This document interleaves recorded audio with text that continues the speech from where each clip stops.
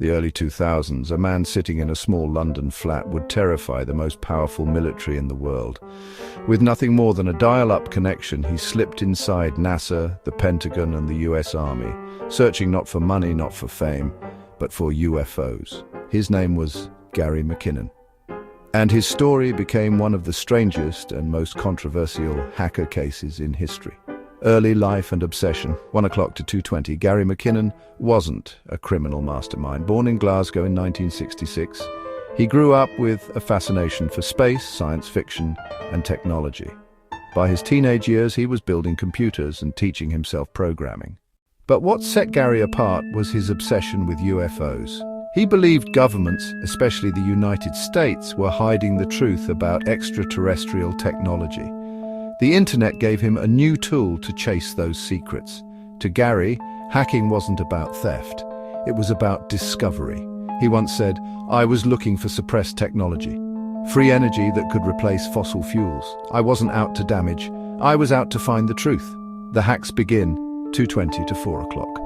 In 2001 and 2002, using a simple Windows laptop and dial-up internet, Gary began scanning American government networks. Shockingly, he found many computers with no passwords or weak security.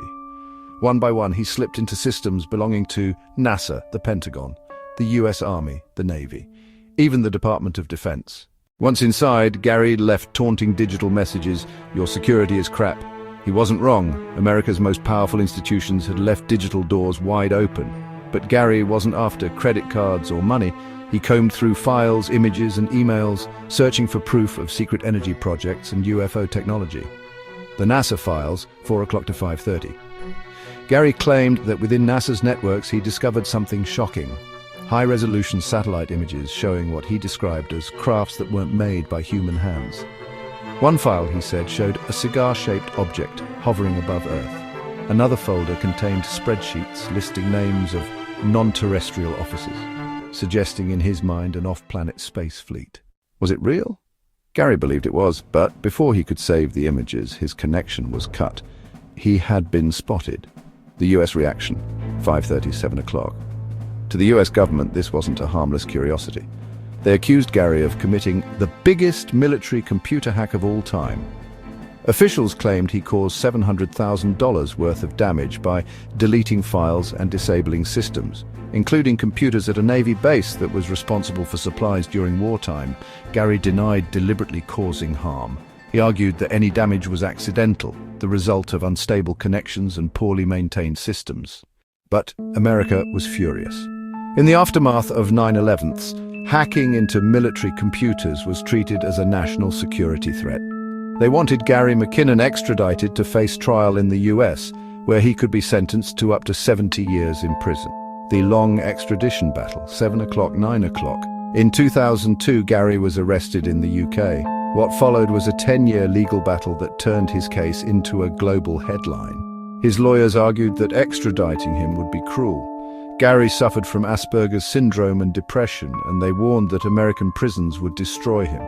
Celebrities, activists, and even politicians rallied behind him. Musician Sting, comedian Stephen Fry, and countless campaigners called his extradition unjust. Gary himself gave interviews, insisting he wasn't a terrorist or a spy. He was simply a man who believed governments were hiding the truth. A decade of uncertainty, 9 o'clock, 10:30. For 10 years, Gary lived in limbo. Every few months, new hearings, new appeals, new rulings. He couldn't work, couldn't travel freely, and lived under constant fear of being flown to America in handcuffs. But public sympathy in the UK grew stronger. People saw him not as a dangerous criminal, but as a curious eccentric punished for exposing US incompetence. Was he really a threat, or just a man who found open doors and peeked inside? The final decision, 10:30, 11:20, 30. In 2012, after a decade of uncertainty, the British government made its ruling. Home Secretary Theresa May blocked his extradition on human rights grounds. She declared that sending Gary to the US would likely drive him to suicide, and that Britain had the right to protect its citizens. The decision ended one of the longest extradition cases in history. Gary was free, but he was also banned from using the internet for years, a heavy price for someone whose life had revolved around computers. Legacy and mystery. To this day, Gary McKinnon's story divides opinion. To US officials, he was a reckless intruder who endangered national security. To his supporters, he was a whistleblower who exposed how weak America's cyber defenses were. And to UFO believers, he's the man who came closest to proving that governments are hiding alien technology. Gary himself remains quiet, living a simple life in London, but the questions he raised about secrecy, power, and what might be hidden in the stars still echo. What story should I cover next?